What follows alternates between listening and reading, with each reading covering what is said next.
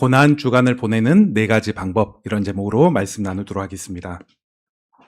우리 성도들은 또 주님 잘 섬기다가 잘 모르실 수 있는데 어제부터 프로야구가 개막하였습니다. 우리 성도들 좋아하시는 분들도 많은데 모든 TV 채널들마다 5개 경기를 모두 해주더라고요. 해주고 있습니다. 그리고 경기장에 가면 응원 문화 가운데 되게 재미있죠. 또 다양한 먹거리들, 또 즐길 거리가 있는 것을 보게 됩니다. 그런데 이제 몇 년 전에 보니까 프로야구 중계는 하되 응원 문화가 좀 사라진 잠시 기간대가 있었습니다. 그래서 좀 그때는 소리 지르지 않고 관람만 하는 그런 모습들, 또 야구뿐만 아니라 다른 스포츠도 마찬가지였습니다. 그리고 더 나아가서 TV 채널을 보니까 쇼 프로라든지 개그 프로라든지 이런 프로가 이제 결방되는 그런 일들, 이런 기간이 잠깐 있었습니다. 언제였느냐? 기억나실지 모르겠는데 이제 세월호 참사가 있을 때 그 주 한 주간 응원도 하지 않고 TV에서도 그런 쇼프로 재미를 추구하는 그런 것들은 다 결방하고 그냥 다르게 돌렸던 그런 기간이었습니다. 그리고 또 이를 또 기억해서 노란 리본 함께 슬퍼하겠습니다, 이렇게 차면서 애도하는 그런 사람들이 있었습니다. 일상생활은 변함없이 진행하되 우리가 슬픔을 기억하고 추모한다, 그런 마음으로 오락이라든지 즐길 것들을 잠시 한 주 동안 좀 내려놓고 이렇게 살았던 그런 기간이 있었습니다. 그런데 이제 기독교 절기에도 이와 비슷한 그런 기간이 있습니다. 오락을 추구하기보다는 절제하고 또 그 한 번만큼은, 그 주만큼은 좀 금욕적으로 좀 살려고 하는 기간, 언젠가 바로 내일부터 시작하는 고난주간이 바로 그런 기간입니다. 예수께서 이제 그 주 금요일에 순환을 십자가에 돌아가셨는데 그 한 주간을 고난주간이라고 해서 월요일부터 금요일, 길게 잡으면 토요일까지 해서 우리가 고난주간이라고 해가지고 또 구별되게 생활하고 있습니다. 그래서 아주 옛날에는 이제 경건한 그런 사람들은 그 한 주간이 되면 금식을 한다든지, 혹은 고기 대신 채소만 먹는다든지, 초기 기독교인들은 채소만 먹는다든지, 달걀만 먹는다든지, 이렇게 절제하면서 예수님의 고난을 내가 기억하고 함께하겠다, 이런 생활을 하였습니다.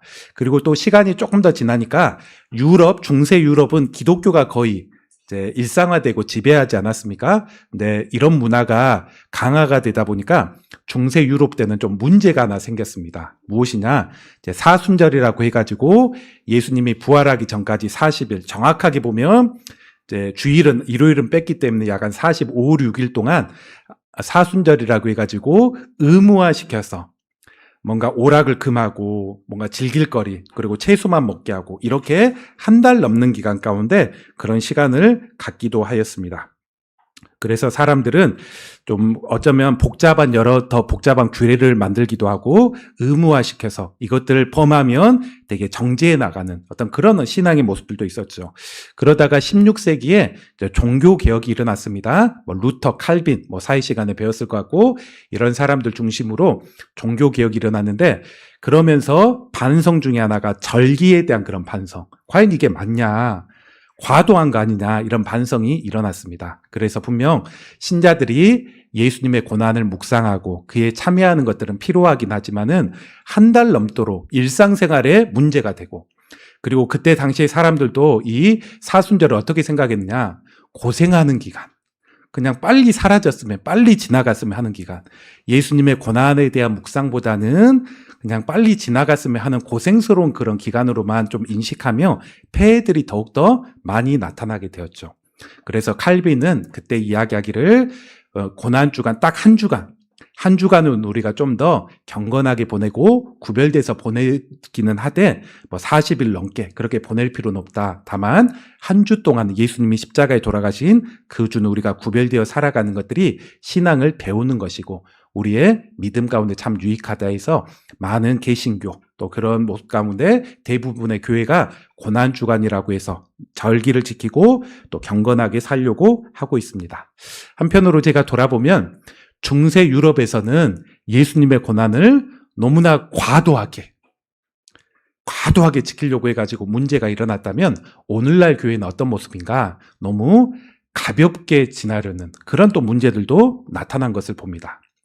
고난주간을 보내면서 신앙인들이, 크리스찬들이 지난주와 거의 변함없는 일과를 살고 있습니다. 특별하게 다르지 않는 그런 일과.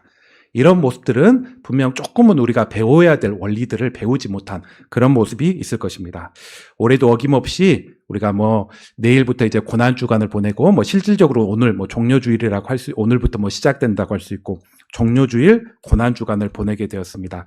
우리 기존 성도들은 또 이런 것들이 익숙할 수 있지만 희망세대 또 교회 다닌 지 얼마 안 된 분들은 고난주간을 어떻게 보내는 것들이 신앙을 배우고 유익한 건가 이런 것들을 한번 기본기를 다시 다질 필요가 있는데 원래 처음에 5가지를 생각했다가 너무 많다 하나 줄여가지고 한 4가지 정도 고난주간을 어떻게 또 유익하게 보낼지 한 4가지 정도의 말씀을 나누고 여러분이 그중에 한두 가지 꼭 한번 여러분이 한번 또 실천거리로 삼아 보시기 바랍니다. 첫 번째, 우리는 이 고난주간을 어떻게 보낼 수 있느냐? 내가 원하는 예수님이 아니라 예수가 아니라 실제 예수님을 따르는 모습이 우리에게 필요할 것입니다. 오늘 우리가 읽었던 본문은 예수께서 십자가 지시기 5일 전에 이제 예루살렘에 다른 지역에 있다가 예루살렘에 입성 올라가는 그런 장면이었습니다. 예수님은 과거에 예루살렘 성의 수도에 여러 차례 가셨죠. 그런데 이번은 조금 특별합니다. 다릅니다. 뭐가 다르냐? 전에는 자신이 하나님의 아들이고 구원자임을 공공연하게 드러내기를 되게 주저하셨습니다. 누가 그렇게 소문을 내면 너무 그렇게 하지 마라 이렇게 말리고 좀 조심스러워 했다면 이번만큼은 예수님이 요란하게 하나님의 아들이다, 내가 구원자다, 또 구원의 때가 되었다 이렇게 사람들 가운데 알리고 또 그렇게 찬양하지 않을 때는 이런 돌 같은 이런 미물들이라도 나를 찬양할 것이다 이렇게 말할 정도로 좀 다른 모습으로 다른 뉘앙스로 예루살렘에 올라가시는 것을 보게 됩니다. 그리고 그런 입성 과정 가운데 많은 사람들이 이제 종려나무라고 해가지고 열대지방에 사는 종려나무에 잎을 흔들며 그래서 종려주의라고 합니다. 많은 이들이 이렇게 예수님을 환영하고 찬양하고 자기의 겉옷을 벗어서 이 사람 내가 경외합니다. 그런 의미로 예수님이 지나갈 길에 깔기도 하고 그런 모습으로 환호하고 찬양했습니다. 오늘 우리가 호산나라는 찬양했잖아요. 그 호산나라는 그런 의미가 시편 118편에서 따온 그런 내용인데 와서 우리를 구원하소서. 시편 118편에 보니까 메시아가 언제 때가 되면 와서 백성들을 구원할 것인데 와서 구원하소서 그런 표현이 호산나 내용이었습니다. 호산나 호산나 외치며 바로 시편의 내용들이 이제 이루어질 때가 되었구나 이런 모습으로 올라오게 되었습니다. 그런데 당시의 사람들은 호산나라고 부르고 예수님을 환영했지만 예수님에 대해서 어떻게 생각하느냐? 예수님은 다윗과 같은 분, 아니 다윗보다 더욱더 큰 정치적이고 군사적인 구원자 이렇게 생각하였습니다. 유대인들에게 가장 큰 나라는 언제였느냐? 다윗과 그의 아들 솔로몬 때였죠. 그때 가장 강성했고 주변 나라를 제패했는데 지금 로마의 속국으로 식민지로 살고 있는데 예수님이 왕으로 오셔서 드디어 예수님을 통해서 다윗보다 더욱더 큰 왕국, 정치적으로 해방되고 군사적으로 강력해지는 그런 어떤 나라가 이렇게 이루어지겠구나 이런 식으로 환호하고 생각하며 예수님을 환영했다는 것입니다. 그런데 사람들의 이런 기대와 환호와 다른 예수님의 좀 독특한 그런 입성 장면이죠. 앞에 화면이 나왔는데 지금 예수님 뭐 타고 지금 예루살렘에 들어가고 계십니까? 네, 멀리서 보면 말인지 아는데 가까이서 보면 나귀입니다. 그리고 성경에서 보면 나귀 새끼. 아직 사람을 한 번도 태워보지만은 그러니까 되게 이제 갓 나귀를 벗어나 우리식으로 보면 어린이를 벗어나고 이제 청소년 정도 된 나귀다. 한 번도 누구를 태워보지 아니하는 어린 나귀를 탔다 이렇게 얘기합니다. 사실 이 광경은 좀 어울리지 않죠. 보통 왕들은 큰 위험스러운 그런 말을 탄다든지 혹은 백마 하얀 말을 탄다든지 이런 식으로 해가지고 사람들 앞에 지나가면서 입성하는데 예수님은 큰 말도 아니고 백마도 아니고 큰 나귀도 아니고 어린 나귀 새끼, 되게 좀 볼 때 볼품없고 좀 연약해 보이는 그런 나귀 새끼를 타고 지금 예수님 입성하고 있다는 것입니다. 이것은 왜 예수님이 그러는가? 구약 성경 스가랴라는 곳이 있는데 스가랴에서 9장 9절에 보니까 이런 표현이 있습니다. 보라, 왕이 임할 것인데 그는 공의로우시고 구원을 베푸시고 이렇게 표현합니다. 겸손하셔서 나귀를 타시니 곧 어린 나귀를 타실 것이다. 그는 평화의 왕으로 오신다 이렇게 표현합니다. 사람들은 예수님이 오시면 이제 다른 나라와 전쟁을 해서 승리하고 정복해 나가고 그런 왕을 기대했다면 구약 성경에서 알려주는 또 예수님이 이것들을 받아서 내가 이렇게 입성해야 되는구나 하면서 구약 성경 예수님이 아셨고 자기에 대해서 예언한 거라고 아셨기 때문에 어린 나귀를 타면서 입성하십니다. 왜냐? 바로 겸손의 왕이다. 누구를 침범하고 공격하고 그런 분이 아니라 겸손의 왕이요. 자기가 갖고 있는 것보다 훨씬 자기를 낮추시는 분이요. 또 한편으로는 이제 평화의 왕으로서 오염되고 또 전쟁과 불화가 있는 곳 가운데 화평을 주는 그런 왕으로 오셨다는 것을 상징해 나가기 위해서 어린 나귀를 탔다는 것입니다. 하지만 유대 백성들은 그런 이해가 아니었죠. 예수님은 반드시 정치적 군사적인 메시아 구원자로 오셔야 됐습니다. 이런 예수님을 환호하고 있었습니다. 그런데 예수님은 아니요, 좀 핀트가 안 맞고 있죠.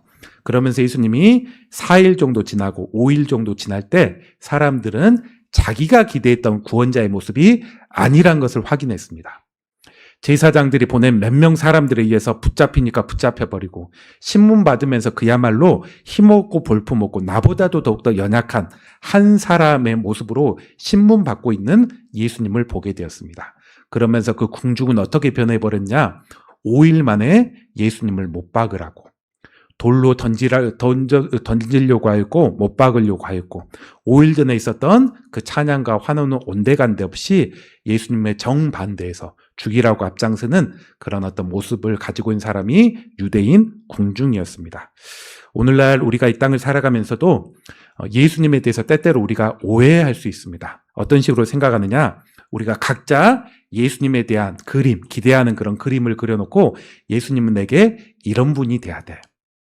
때로는 내 가난을 해결해 줄 분, 질병을 해결해 줄 분, 세상의 성공적인 삶을 위해서 더욱더 도와주시고 좋은 어떤 상식과 또 내 마음을 평안하게 해주실 분, 이런 분으로 예수님을 그릴 수 있죠. 물론 예수님은 지금까지 말했던 모든 요소들을 가지고 있고 우리가 필요할 때 도와주십니다. 가난 가운데 분명 우리의 재정의 모습들을 책임져 주시고 질병 가운데 기도로 고치기도 하고 우리 마음을 위로해 주시고 가장 좋은 친구가 되어 주시고 분명 이런 면이 있지만 궁극적으로 예수님께서 오신 이유는 우리의 죄 문제, 죄로 인해서 우리 자신과 이 세상이 다 파괴돼 버렸고 무엇보다도 하나님과 교제할 수 없고 하나님과 원수로 살아갈 우리들을 회복시켜 주시고 그 안에 회복과 은혜를 주시기 위한 그런 구원자로서 1차적인 모습으로 오셨다는 것입니다. 그런데 우리가 이런 모습은 뒤로 해버리고 내 문제를 해결하고 내가 만들어 놓은 그런 예수님의 상으로 자꾸 예수님을 따라가려고 하다 보면 우리 역시도 한때는 예수님을 따랐지만 유대인처럼 우리도 예수님을 배반해 버릴 수 있습니다. 5일 전에는 내가 예수님 믿겠습니다. 따르겠습니다. 호산나 찬양합니다. 그런데 5년이 지나고서는 예수님과 무관하게 살고 오히려 예수님을 비방하고 하나님을 비방하는 그런 자리에도 있을 수 있다는 것입니다. 한 발 물러나서 우리가 끝까지 믿음 생활을 한다고 할지라도 잘못된 신앙관, 예수관으로 살아가면 자꾸 많은 낙심을 합니다. 이것들이 안 이루어지고 저것들을 왜 안 이루어주세요? 이렇게 하면 낙심도 하고 실망도 하고 하나님 원망하고 이런 모습으로 살아가는 것입니다. 우리가 종료주의를 지나면서 첫 번째 우리가 고난주간에 참여한 첫 번째는 내가 만들어 놓은 예수가 아니라 성경에서 말하는 예수님. 물론 예수님은 우리 삶을 분명 복되게 하시고 부유케 하십니다. 그런데 그런 본질적인 모습이 아니라 성경에서 말하는 예수님을 그리고 이 또 십자가 진 예수님을 받아들이고 내가 따라 나가는 그런 삶을 살기로 다짐해 나가는 것. 오늘날 저 역시도 예수님의 십자가를 따라 사는 그런 제자가 되겠습니다. 이런 마음의 다짐을 하는 게 바로 고난주간을 살아가는 첫 번째 모습입니다. 두 번째, 우리는 고난주간에 또 어떻게 살아가는가? 합당하게 성찬식에 참여하는 게 바로 고난주간을 살아가는 두 번째 모습입니다. 자, 성찬식의 의미는, 자세한 의미는 다른 시간 통해서 제가 이야기하도록 하겠습니다. 짤막하게 성찬식 이야기하면 언제 시작되느냐? 마지막 만찬이라고 많이 표현된 예수님이 12제자들과 마지막 식사를 하는 과정 가운데 이 성찬식이 처음 이루어졌죠. 같이 식사를 다 했습니다. 그런데 예수님이 말미에 빵을 떼어주면서 이것은 내 몸이다. 그리고 포도주를 나눠주면서 이것은 내 피다 하면서 너희를 위해서 흘린 피이고 죽으신 몸이다. 또 이것들을 내가 곧 너희를 떠날 것인데 내가 다시 재림할 거야. 오기 전까지 계속 행하면서 예수님의 죽으심, 우리가 구원받은 하나님의 백성이고 하나님과 연결되고 하나 된 자임을 기억하고 기념하는 거야. 그런 의미로 이 성찬을 행하라 말씀합니다. 그래서 초대교회는 매 주일마다, 우리 교회는 한 1년에 4차례 정도 시행하고 또 어떤 교회는 2번 시행하기도 하고 하는데 초대교회 때는 4번 예배 후 중심 안에 이 성찬식이 있었습니다.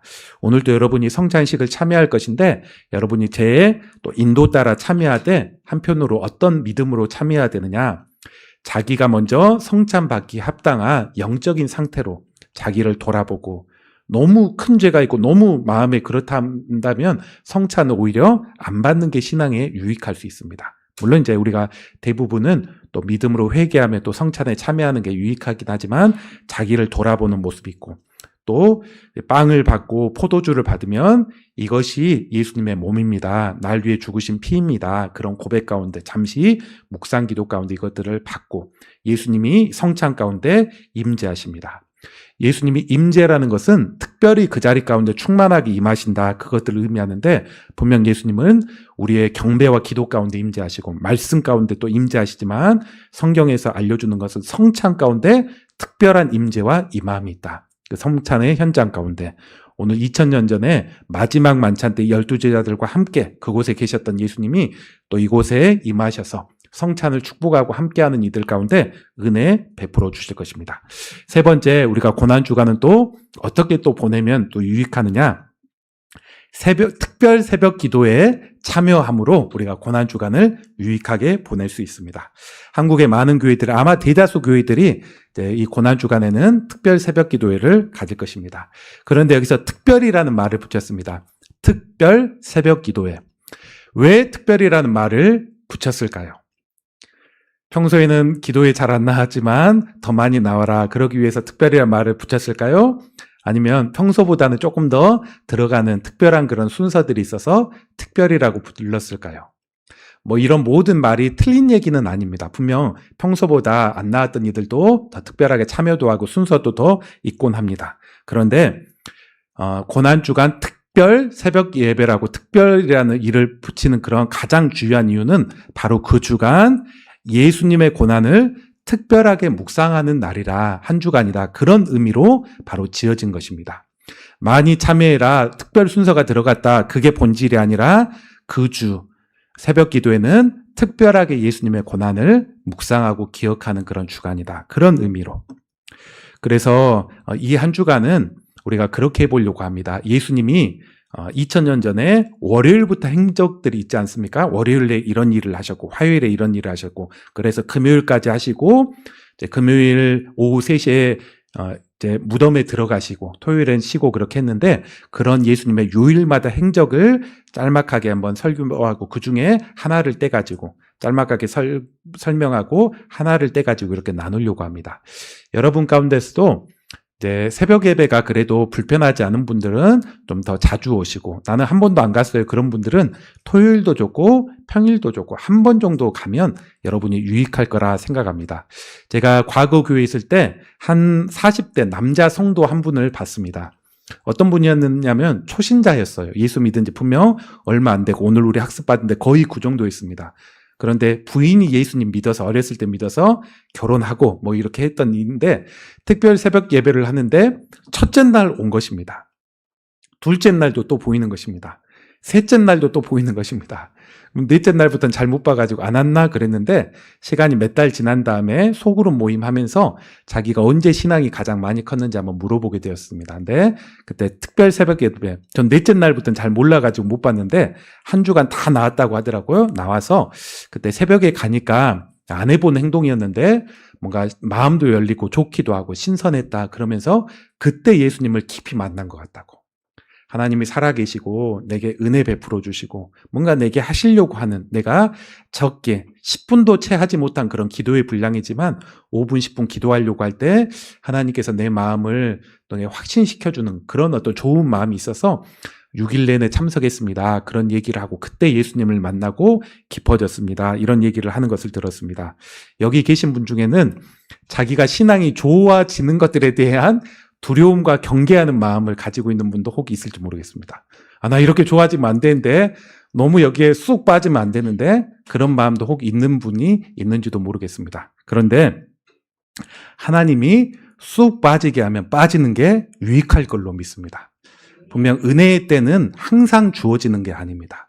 우리가 또 신앙적으로 장성한 분들 보면 특별히 하나님이 그 기간에 은혜를 베풀어 주어서 정말 뜨겁고 주님을 사랑하고 한 번에 그때 크게 도약했던 그런 지점들이 분명 인생을 평생 살다 보면 아주 많이 찾아오는 건 아니고 몇 차례 찾아오는 그런 지점, 또 그것들 통해서 우리에게 믿음의 확신, 또 하나님의 살아계심을 향한 변함없는 증거, 이런 것들을 그런 지점, 일정 기간 가운데 딱 그때 주실 때가 있는데, 그런 어떤 내가 너무 신앙에 교회에 깊이 들어간 게 아니야, 경계하는 마음이 아니라 그런 마음을 하나님이 주신다면 우리가 그 손을 잡고 조금 더 이렇게 들어가서 그 시즌, 하나님이 특별하게 은혜 주는 그런 시즌들을 우리가 누려가는 게 우리에게 필요할 거라고 생각합니다. 그래서 여러분이 방법은 여러 가지예요. 제 권면은 현장에 한 번 정도는 또 참석한 게 유익하겠다. 뭐 유튜브로도 참여 가능하고, 제가 원래 필사노트 주려고 했는데 도저히 어제 뭐 일정이 있어가지고 다 만들지 못하고 이건 패스. 내년에 줄 것이고, 여러분이 나름대로 그런 모습으로 또 참여해 주시고, 뭐 아침 6시에 참여하지 못한 분들은 낮에 제가 한 15분 설교할 것인데, 그런 설교하면서 화요일은 예수님이 이러이러한 활동을 하셨고 그 중에 이런 메시지를 주는구나, 이런 것들을 한번 들어보시기 바랍니다. 그리고 토요일은 우리가 온 가족, 우리 또 토요기도회 첫 주에 있는데 또 그런 날에 조금 더 우리가 모이기를 힘썼으면 좋겠습니다. 마지막 네 번째, 고난주간을 어떻게 보낼 수 있는가? 이 고난주간에 절제함으로 예수님의 고난에 참여할 수 있을 것입니다. 우리는 보통 경건훈련, 영성훈련 하면 가장 기본되는 게 말씀생활, 기도생활, 말씀 묵상하고 기도하고 예배드리고 이런 걸 생각합니다. 그런데 이제 5세기, 6세기 이제 수도원이라고 하죠. 수도사, 목회자 되려고 하고 특별하게 그 기간에 구별되게 살려고 하는 수도사들은 어떤 경건에 훈련했는가? 말씀, 기도, 예배 훈련은 기본이거니와 이런 훈련을 했습니다. 고독의 훈련. 뭐 어떤 훈련을 했다고요? 고독. 사람들 많은 데서 조금 일정 기간 좀 다른 데 떨어져서 하나님만 보려는, 고독 가운데 하나님만 보려고 하는 거. 금식하는 훈련, 순종하는 훈련, 뭐 이런 훈련을 통해서 경건생활, 경건훈련을 하고 한번 의도적으로 훈련이라는 느낌이 될 정도로 체크도 하고 이렇게 살았습니다. 그러면서 금식이라는 거, 절제라는 그런 훈련을 통해서 이들의 신앙, 하나님과 가까워지는 그런 믿음 생활을 했습니다. 오늘날에도 이슬람교 보면 라마단이라고 해가지고, 라마단이 뭐냐면 창시한 무하메트가 알라 만나가지고 코란을 받았다, 뭐 그런 그 시즌을 기억해가지고 해 뜰 때부터 해 질 때까지 금식, 해지면 먹을 수 있습니다. 네, 그 밝을 때는 금식하는 그런 기간, 기도하는 그런 기간, 하루에 5번 절에 나가는 그런 기간들이 있곤 하는데, 이런 뭐 비슷하게 그런 형식들이 있습니다. 그런데 우리 고대 믿음의 우리 선배들은 이런 고난주간에 금식하면서 자기를 절제하고 먹는 것들을 한 끼씩 안 먹는다고 생각해 보십시오. 먹는 건 되게 의미한 바가 있죠. 특별히 옛날에는 못 먹고 사는 시대였다 보니까 한 끼 안 먹는 것은 되게 내가 기본적인 욕구마저도 내가 뒤로 하고 하루에 한 끼 정도는 예수님을 섬기겠습니다. 그런 마음이 있었습니다. 그런데 제가 오늘날을 보면 이제 금식보다는 더 우리가 하나님 앞에 경건하게 살 수 있는 방법이 있는 것 같은데, 그게 뭐냐면 미디어 절제입니다. 미디어를 완전히 우리가 안 볼 수는 없는 상황이 있는 분들이 많이 있지만, 우리가 미디어가 주는 유익도 있고 폐해도 되게 많고, 어린이 학생들은 더욱더 말할 것도 없고, 우리가 한 끼 금식하는 것도 시도해 볼 수 있지만, 오늘날 오히려 우리가 좀 절제하고 기본적인 욕구를 좀 내가 좀 참으면서 예수님의 인내에 참여해 나간다. 그런 좋은 방법 중에 하나가 미디어 생활에 딱 시간을 정해서 안 볼 수 있으면 한번 안 보면 더 좋고, 업무나 기본적인 것 때문에 저는 뉴스는 꼭 봐야 됩니다. 뭐 그런 분은 뭐 TV나 인터넷, 유튜브 이런 것도 어쩔 수 없고, 딱 시간을 제가 가지고 내가 이때 특별히 정말 필요한 꼭 기본적인 거 외에는 내가 그냥 할 일 없어가지고 그렇게는 하지 않는다. 그렇게 한번 살아보면서 이번 주는 그런 절제함, 경건한 삶 이런 것들을 참여해 볼 수 있을 것입니다. 우리 중에 술, 담배 하시는 분이 혹 있다면 이 한 주간은 술, 담배도 좀 하지 말아보시고 술, 담배보다는 예수님을 더욱더 묵상하고 좀 따라가고 이 주간은 우리가 억지로 금욕해 나가려고 하는 건 아니지만 내가 절제하고 예수님이 정말 날 위해서 죽으시고 모든 것들 다 주셨다면 내가 그것 가운데 세상도 참사 가운데 즐거움을 좀 뒤로하고 살아가는데 제가 그 예수님의 고난을 기억하고 신앙을 배우겠습니다. 이런 모습들을 여러분이 배워보시기 바랍니다. 말씀을 정리합니다. 고난 주간을 보내는 4가지 방법을 묵상하였습니다. 나귀 타신 예수님을 보면서 우리가 만들어 놓은 예수님이 아니라 성경이 말하는 예수님, 그리고 오늘 이후에 이어지는 주의 피와 잔과 몸에 바르게 받는 거, 새벽 예배도 여러분이 피로 적절하게 한번 또 참여해 보는 거, 또 절제하는 그런 생활, 이런 것들 통해서 한 5일, 금요일이 성금요일이라고 해가지고 예수님 돌아가신 날이에요. 그리고 토요일은 안식하면서 부활을 준비한 날인데 5일, 길면 토요일까지, 금요일이나 토요일까지 한번 이렇게 살아보시고 또 토요일 아침 새벽 예배 드리시고 영광스러운 부활을 또 함께 누리고 5일, 6일 동안 이렇게 절제했다면 토요일 오후부터 기쁨이 더욱더 클 것입니다. 내가 여기서 해방되었구나. 이제 좀 더 편하게 좀 살 수 있겠구나. 그런 어떤 은혜가 있을 것인데 또 다음 주에는 예배 드리고 또 다수의 성도들이 야외에도 가면서 함께 또 즐거워하는 그런 또 시간이 되길 바랍니다.